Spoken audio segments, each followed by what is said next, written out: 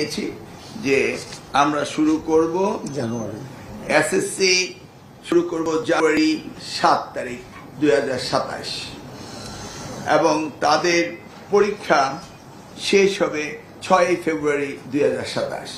আমরা রুটিনও রেডি করেছি, একই সাথে আমরা রুটিনও দিয়ে দিচ্ছি যেন তারা সঠিকভাবে প্ল্যান করে লেখাপড়া করতে পারে।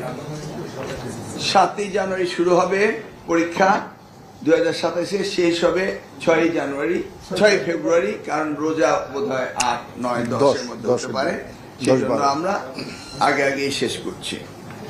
আর এইচএসসি আমরা সকলের সাথে আলোচনা করেছি, এখানে কিছুটা সময় আমরা গুছিয়ে এনেছি যেন তারা পরীক্ষা পাস করার পর ফল সেমিস্টার ধরতে পারে সেই টার্গেট নিয়ে, এবং সিলেবাসে যেন কভার করতে পারে।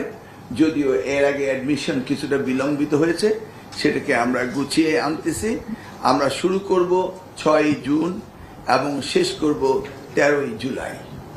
আমাদের রুটিনও আমরা করে ফেলেছি, অর্থাৎ 6 জুন পরীক্ষা শুরু হবে 2027, শেষ হবে 13 জুলাই 2027।